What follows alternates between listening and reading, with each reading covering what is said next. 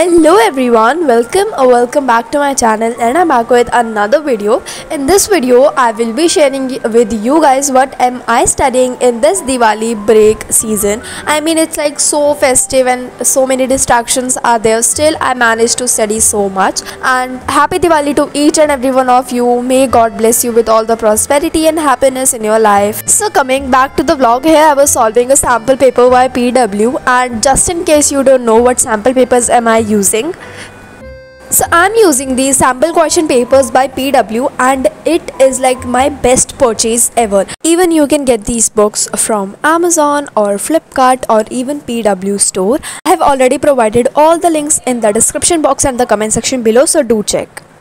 You will be getting 15 sample question papers in a really affordable range with cheat sheets and 100 most probable questions. I mean, you are getting a sample question paper book along with chapter wise content.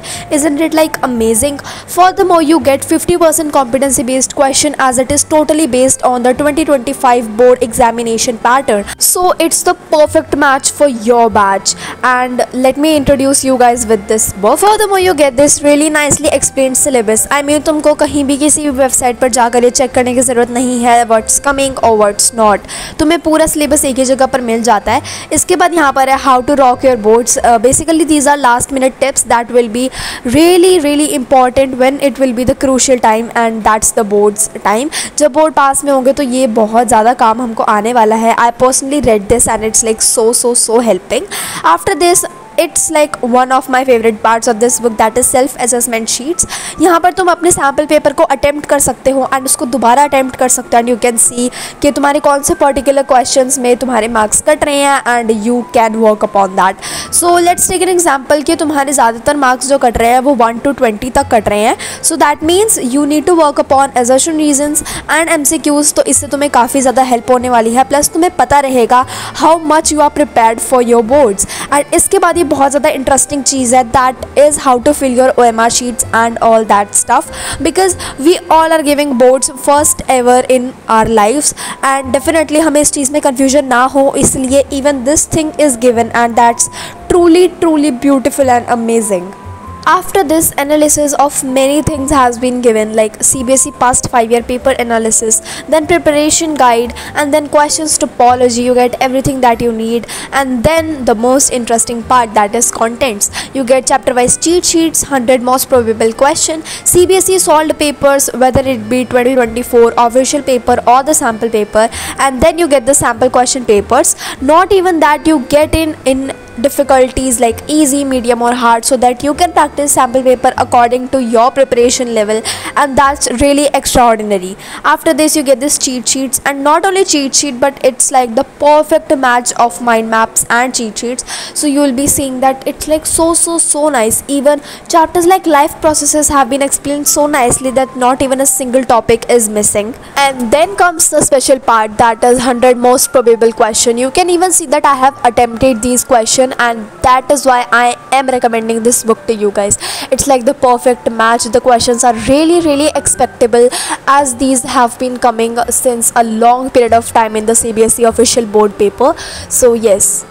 Then comes the solved 2024 board paper, and even the MCQs are explained so nicely that you guys know why is the particular option picked true. And yes, then comes the sample papers. You get 15 sample question papers, and by the end of this book you will be getting explanations, particularly so that you can attempt the sample paper quite nicely, क्योंकि अगर नीचे solutions दिए होते हैं तो कहीं ना कहीं हम देख ही लेते हैं. एंड लास्ट में नोट सेक्शन है, जहाँ पर तुम उन क्वेश्चन को नोट डाउन ज़रूर कर लेना जो तुमसे नहीं हुए थे, एंड तुम उनको पर्टिकुलरली बाद में सॉल्व कर सकते हो.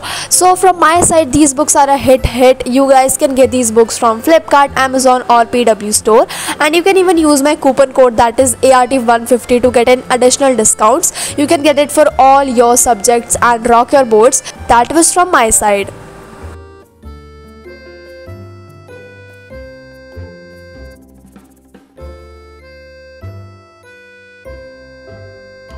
फर्दर इन द व्लॉग यहाँ पर मैं ऋतिक सर का लेक्चर ले रही थी स्टैटिस्टिक्स का, एंड क्योंकि मेरे लेक्चर उस टाइम तक रहता था।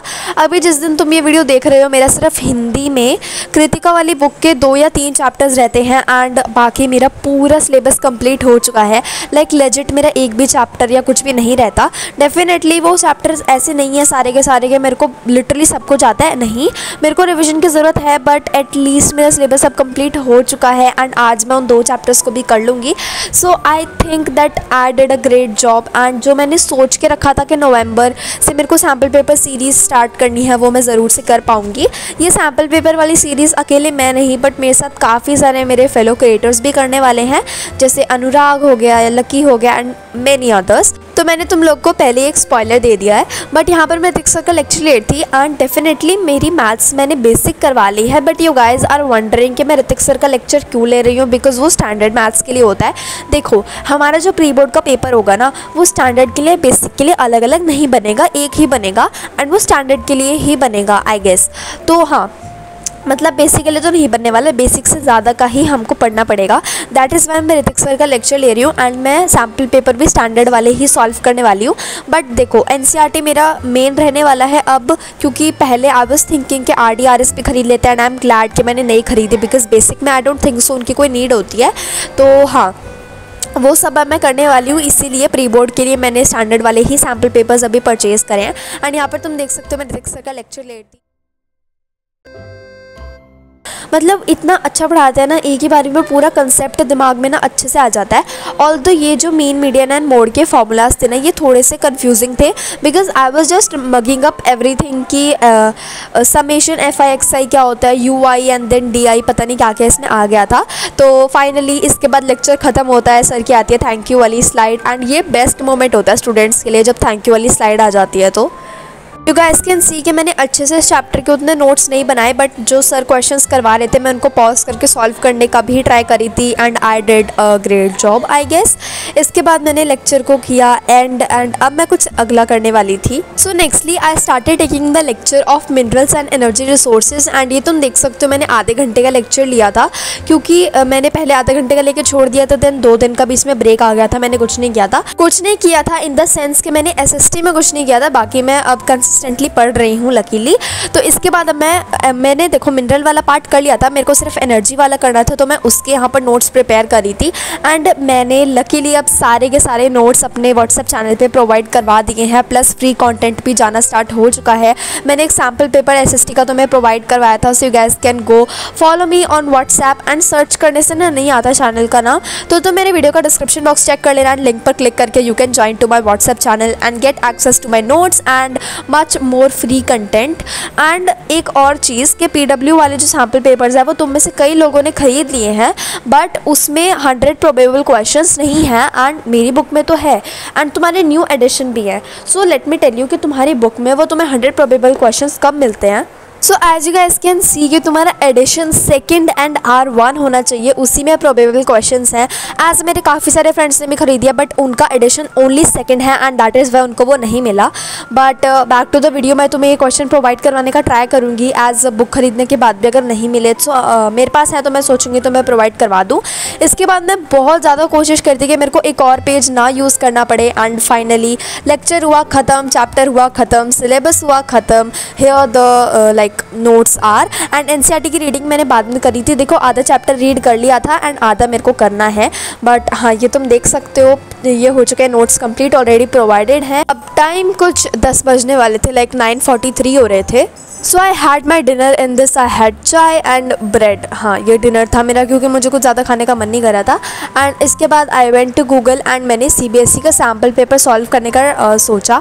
अब सैम्पल पेपर मेरे पास देखो हैं बट वो मैथ्स के स्टैंडर्ड वाले हैं and I really wanted to see के बेसिक वालों का पेपर कैसा आता है। तो मैं गई अपने लैपटॉप पे and then I search for CBSE के सैम्पल पेपर्स एंड उसके बाद मैंने बेसिक वाला अटैम्प्ट करना स्टार्ट किया था।